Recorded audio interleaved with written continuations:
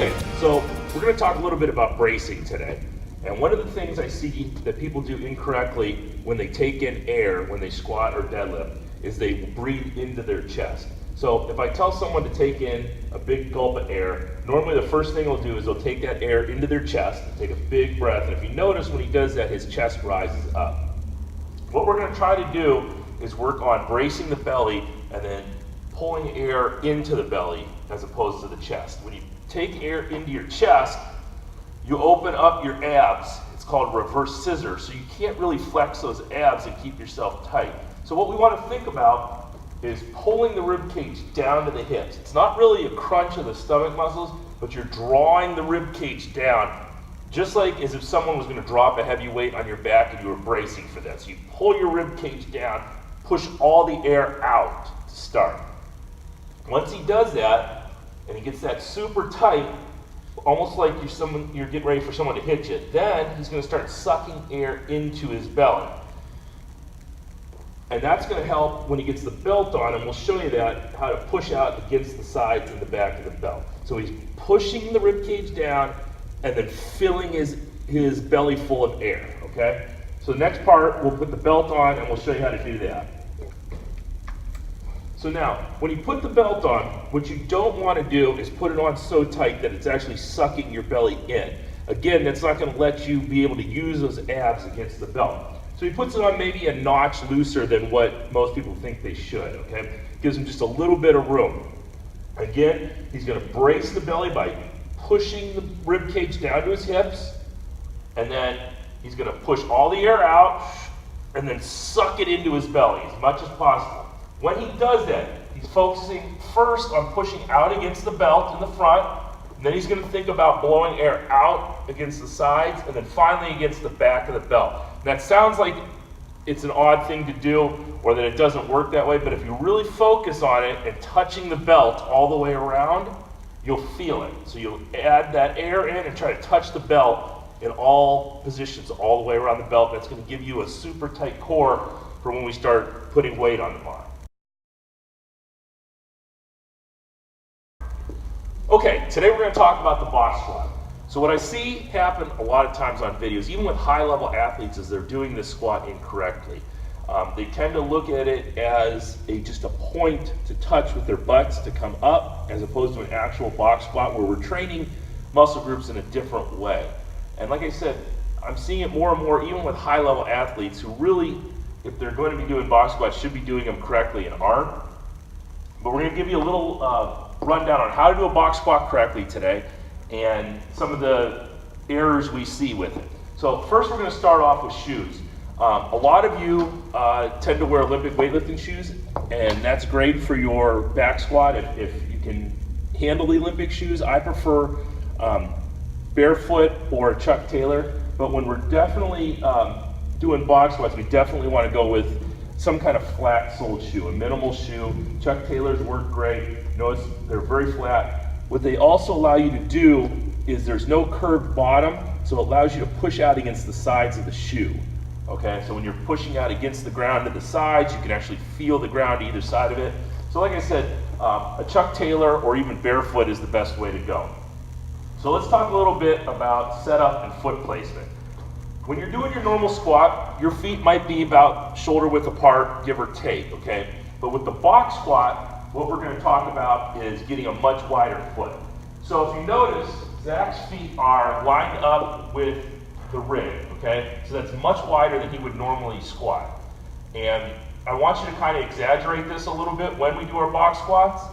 Most people, when they send me videos of them box squatting incorrectly, that's the first thing we look at is their feet are too narrow and causes their knees to shoot forward a little bit. So his feet are nice and wide. He's going to get his brace going and he's going to get underneath the bar. Shoulder blades are always going to be pulled together. If you have any looseness anywhere in your body, it's going to come out once heavy weight's put on. So shoulder blades are pulled tight. He's going to pull that rib cage down and brace like we talked about earlier. Feet are nice and wide. First movement is going to be to push his knees out slightly, and then he's going to push his butt back and keep pushing it back until he's sitting on the box, okay? You don't want to think down. You want to think back with your hips until you're on the box. When he comes up, up, he pushes through his heels. So he's sitting back on the way down, straight up on the way up. One of the faults we're going to talk about later is rolling into the knees. So what he's looking at is back until he's on the box and straight up. Taking his head and shoulders into the bar as the first part of the movement. So you don't want to think about pushing with your feet. You want to think about driving the head and shoulders up and into the bar. If you push with your feet, you'll have a tendency to bend over as you come out of the squat.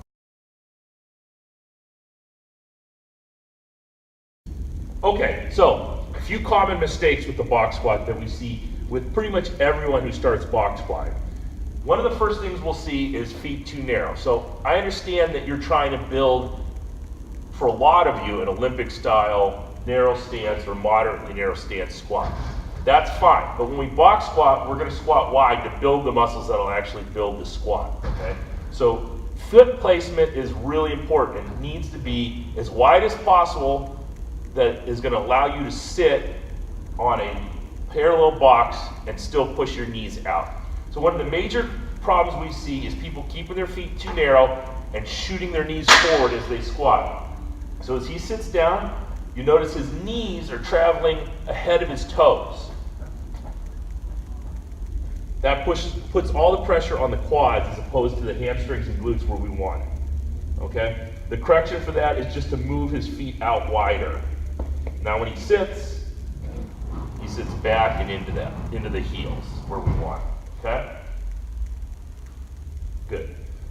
Another thing that we see with the box squat is a straight down sit and then roll back, as opposed to sitting all the way back on the way down. So he's going to sit straight down and then roll backwards and then up. So if you notice, his knees are still over his toes, and then he rolls back, as opposed to the right way to do it, where he pushes back and sits into the position and then explodes up through the heels. All right. Lastly, what we'll see is people do that roll back and then roll into the knees to come off the box, as opposed to pushing out on the sides of your feet and coming straight up through the heels. So when he'll sit down, he'll try to roll into his knees and come forward. And you notice how far he comes forward when he does it. And he pushes into the knees, okay? So you want to think of it as a straight up and down movement. So as he sits back, you'll notice he comes straight up and out of that, okay? Very little movement of the shin. Another mistake we see all the time is touch and go box squats. Now, we don't ever want to pause on the box. There's a sit back and then explosion up, so there's two different phases, but you don't ever want to pause on the box. But you definitely don't want to bounce off the box either. By sitting back and keeping those feet wide, we take a lot of pressure off that spine. You don't have that concussion that comes with a touch and go box squat. So what I see a lot of times is, again, people trying to box squat, and when they come down, their feet are narrow and they just pop off the box and up. Okay, so they're still doing Olympic squat. You can notice his knees still travel forward of his toes, and he sits straight down and pops off the box. And for most people, that's going to be even a wide stance for them to squat, and you'll see very narrow squats when people do this. Again, it's a different movement altogether. So some people are using this just to judge depth, or you might have an injury that you're trying to work around with your knee, but it's definitely not the box squatting we're talking about here.